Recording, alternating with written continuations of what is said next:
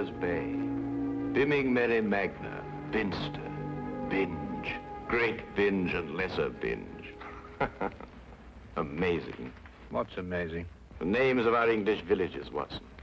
What foreigner reading these could ever think of us as stiff and sober-minded people? Bippery Cross, Birrer Crags, Bird Cherry Brook and Birding Piece Place, Birlstone Junction. When do we go? Go where? To Birlstone Manor, Birlstone, Sussex. Whatever led you to believe that I'm interested in Sussex, Birlstone, or Birlstone Manor? No doubt you saw the account of the rather gruesome murder of Squire John Douglas. Quite so. The case has interesting features. But at the moment, I'm more interested in the fly fishing possibilities in the neighborhood of Birlstone. Ah, that would be the Arun. Runs within 2 or 3 miles of the manor house. Hmm?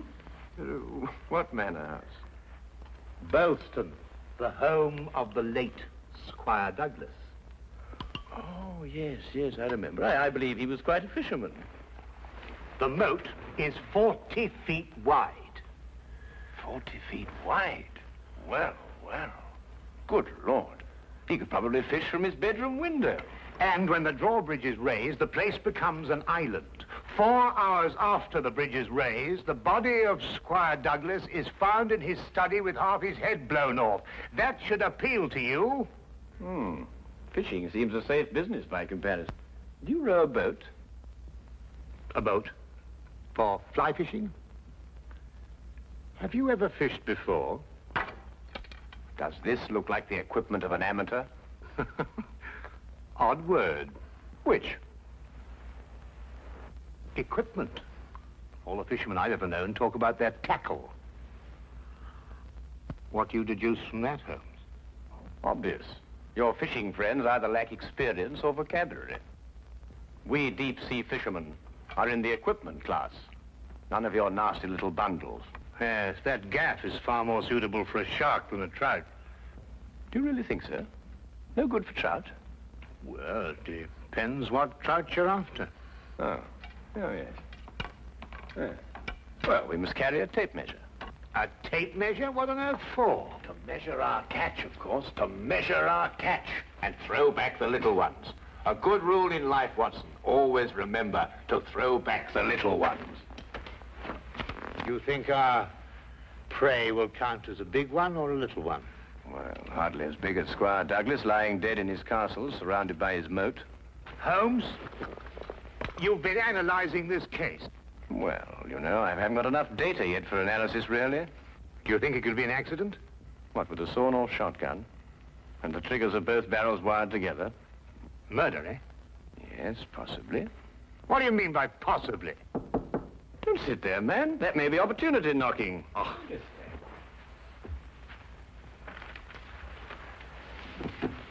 Come in.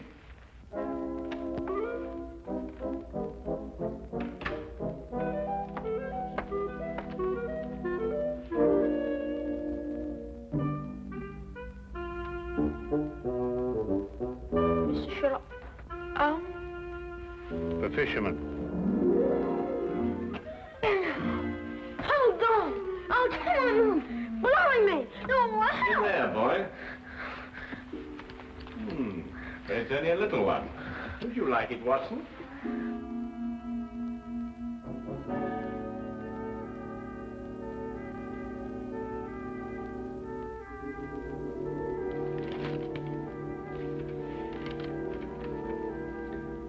Would appreciate your view.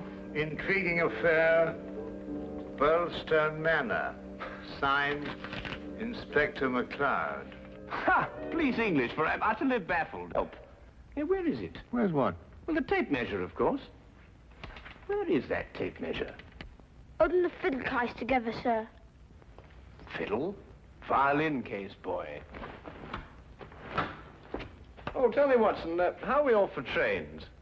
Trains? Ah, yes. Now, let me see. Birlstone. Yes, now, that would be the West Sussex Littlehampton Bognor line. Now, there's a 10:15. Now, that doesn't stop. Of course, it's a 12:3. That will get us in at 4:2 or 4:7. I say, I'd forgotten, actually. You'd say you can't remember whether it's 4-2 or 4-7. Come, Watson, you're slipping. Blimey. Does it keep all the times in his head? Where else, of course?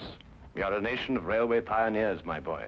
Like a great many Englishmen before him, Dr. Watson restricts his reading to the Bible, the Times, and Bradshaw's Railway Guide to the British Isles. Here, boy. Man of the March Hares, that's what you two are.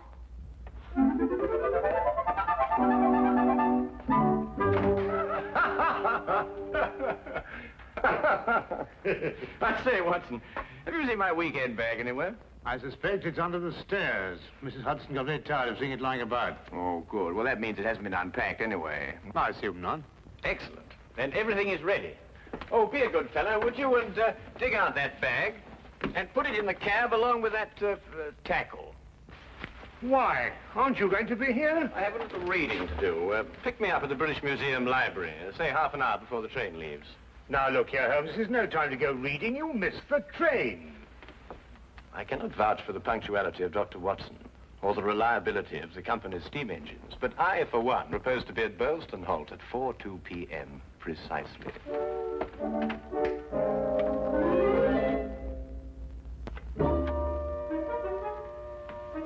Or is it 4:07?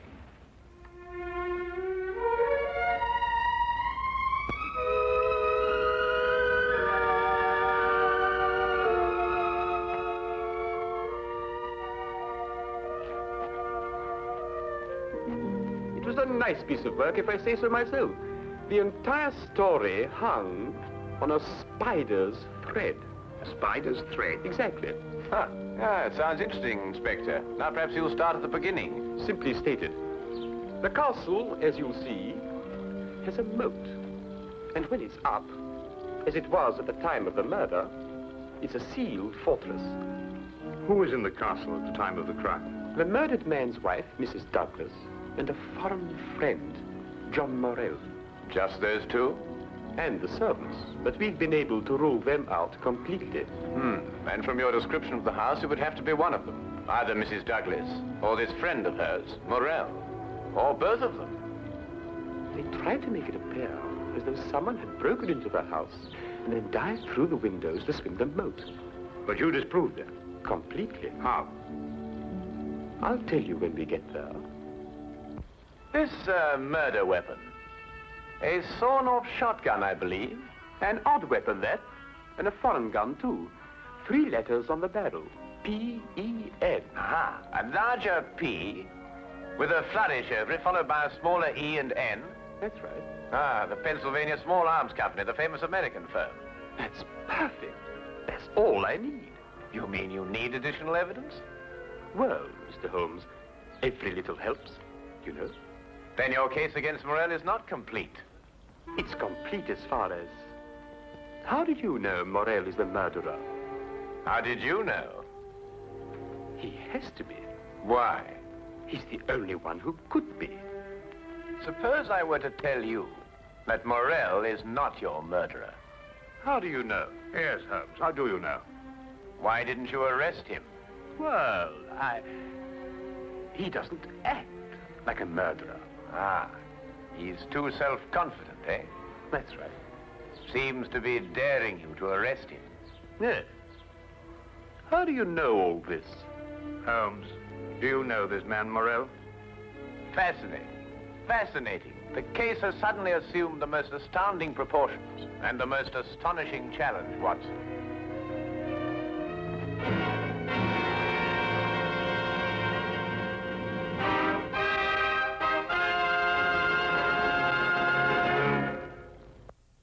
Specimen of the period. Yes, it is lovely, isn't it? What did you mean, Mr. Holmes? Nothing. I just think it's a lovely building. No, I mean when you said that Morell didn't murder Mr. Douglas. Oh, that. Yes, what did you mean? How do you know he didn't do it? Well, if he didn't do it, she did. You're jumping again, McCloud. You're jumping. But it has to be one or the other. Does it really? What's he talking about? Well, don't you know? No, I don't know. If 2 people are in a sealed house with a murdered man, one of them has to be a murderer. That's common sense. Ah, but is it logical? What do you mean? Is it logical? I don't know, but Holmes says that all the time. I was hoping you might be able to tell me.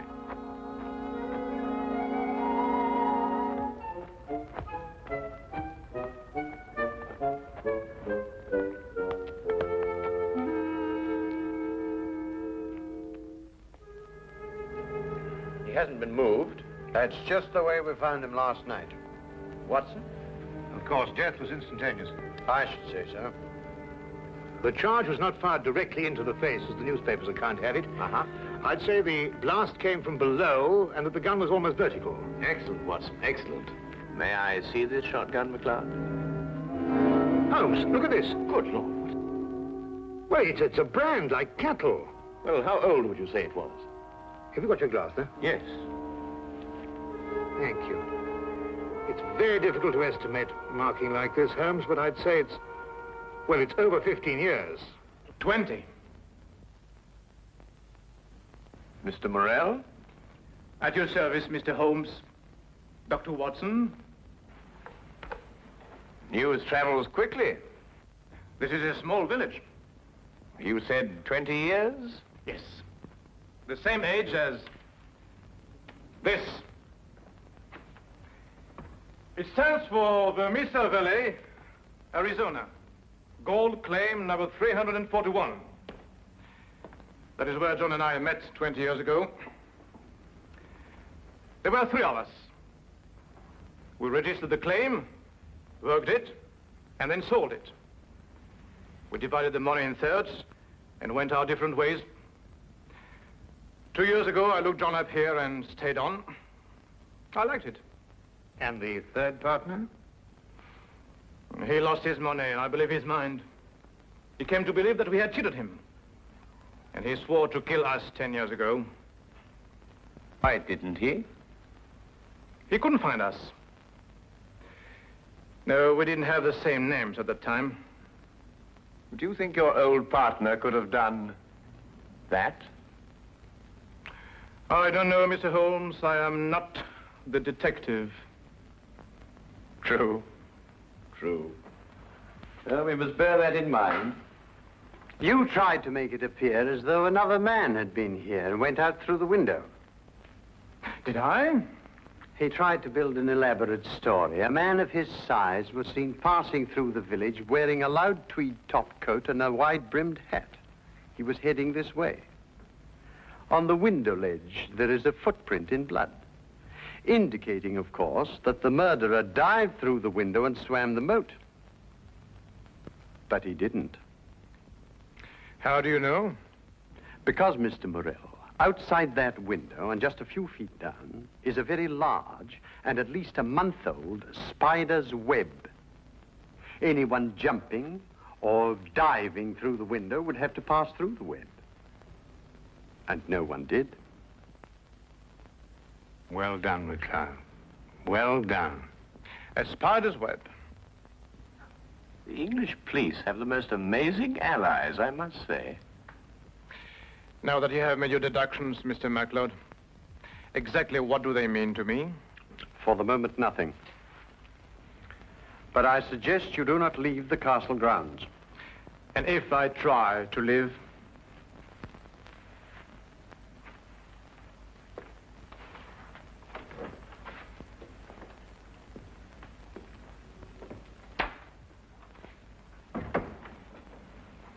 Well done, McLeod. You've certainly got your man. But I'm not rushing in to make any arrest. I'm going to make sure the case is iron cast. Oh, very wise. And what's the motive? Revenge for the Vermis Valley affair? I've got to go a bit careful there, Doctor. If you ask me, it's a case of, cherchez la woman. Oh, what's he? Oh, Mrs. Douglas? Well, you know how these things are, Doctor, between us, men of the world. We know how a situation like this can... Oh, of course. Of course. Of course. Of course. Delicate situation, then. Delicate. Yes, delicate. Might almost be called the case of the other man. Hmm?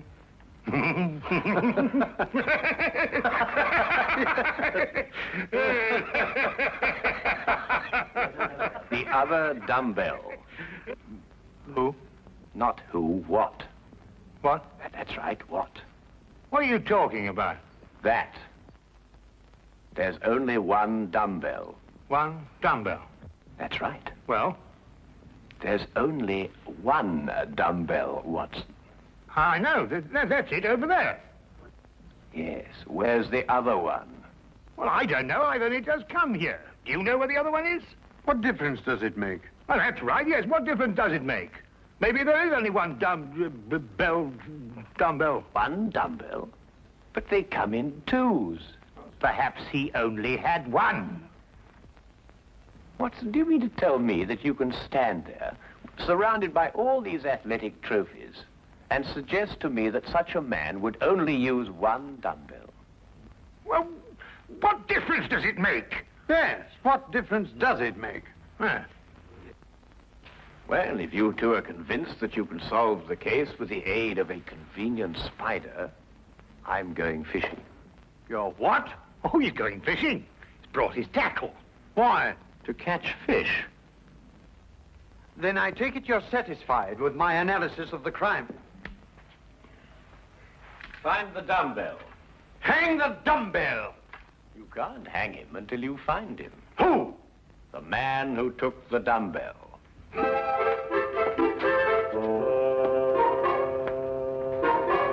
You've gone too far now, Holmes. I think you've made him very angry. Then he should fish. It soothes the nerves. Are you really going to fish? I am. Where? Out of that window. It looks very comfortable. Well, what do you expect to catch? A herring. A red herring. May I have the tape measure, Watson? To measure a red herring? To measure the big red herrings. The little ones I plan to throw back. Holmes, you're up to something. I am. What? Would you like to help? Of course. Well, look.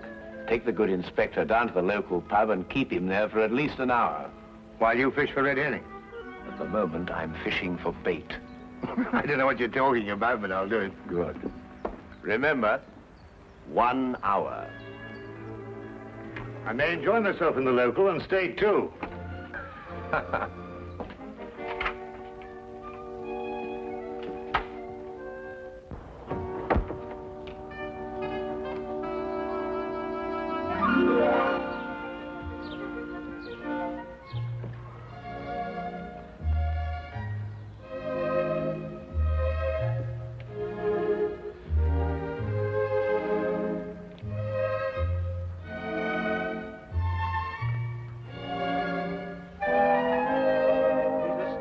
That Holmes. What do you think he's been doing? There's no guessing with him. For all we know, he may really have been fishing. Perhaps we should have given him more time. He's been an hour. That's all he asked for. Yes, that's right enough. Inspector McLeod. Hello, Sergeant. Have you seen Mr. Holmes? I certainly have, sir. What's wrong? You know the staircase in that room? Huh? Mr. Holmes was sliding down them banisters. He was what? That's right, sir. Sliding down the banisters he was. Well, he was probably investigating something. Probably. Well, let's ask him. There must be some reason behind it. Good afternoon, gentlemen.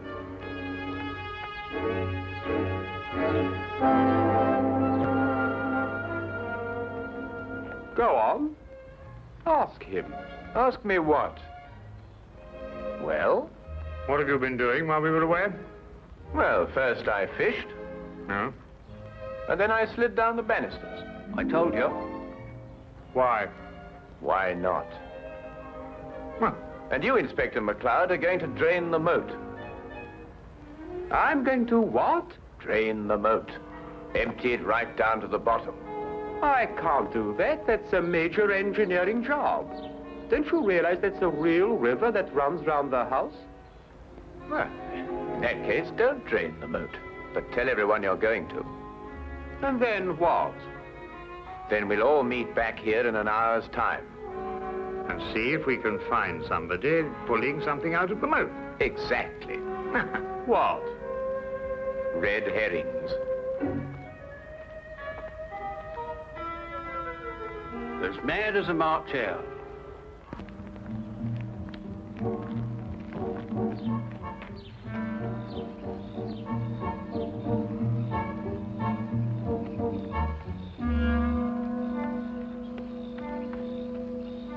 How much longer? Not much. You're certain everyone believes they're going to drain the moat? I don't know who believes it, but everyone knows I said it. Do you think someone will come to the murder room? Someone has been in it for some time. How do you know? The lights are out. Because I left them on. Look, what? That's it, let's go.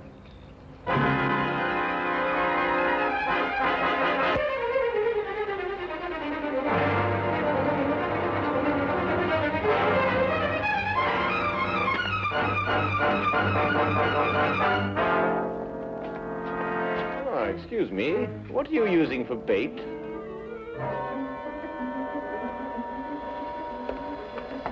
Oh, would you mind holding this? Thank you. What clothes did you say the stranger was wearing, MacLeod? A loud tweed topcoat and a wide-brimmed hat. Like these?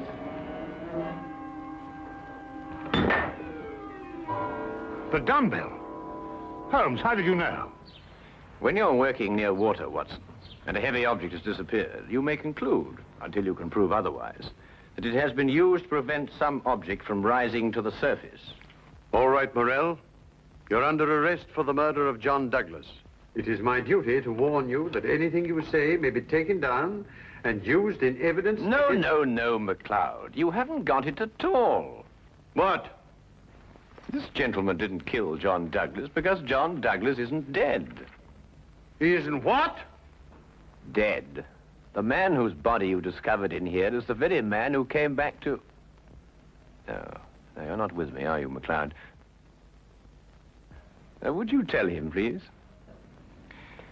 These clothes belong to our third partner. The man who's been searching for you for 10 years. Yes. He found us and arrived here with a shotgun. He and John struggled, and the shot went off. That explains the vertical angle of the blast. In the ensuing struggle, the gun went off. I heard the report and ran down immediately. I timed it from your room. 15 seconds if you run, and 10 seconds if you slide down the banisters. I ran. I thought you would. John was panic-stricken when he saw what he had done. I got the idea to change their identities. But then where is Douglas? With the aid of my tape measure, I was able to ascertain that there is a hollow space behind that wall. I imagine it conceals a passage under the moat. Yes, Mr. Holmes, it does. And John has had a 36-hour head start. We'll stop him. I told him you would.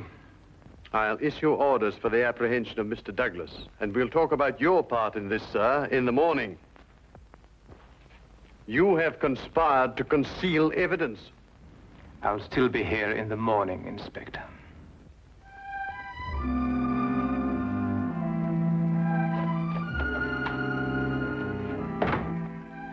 A very brilliant piece of deductions, Mr. Holmes. An excellent application of applied psychology. I haven't been tricked many times in my life. You must remember that the next time you become involved with murder. And you can now continue your fishing in a more normal manner. Fishing? No, I don't care for it, really. Unless it's deep sea, of course. Yes. But in the absence of an ocean in the immediate vicinity, I think we'd better start back to Baker Street immediately. Well, now, there's a 9:13 or a 10:23. The 10:23 will hold us up at Tunbridge quite a while. While it waits to connect. Thank you, Mr. Holmes. Not at all.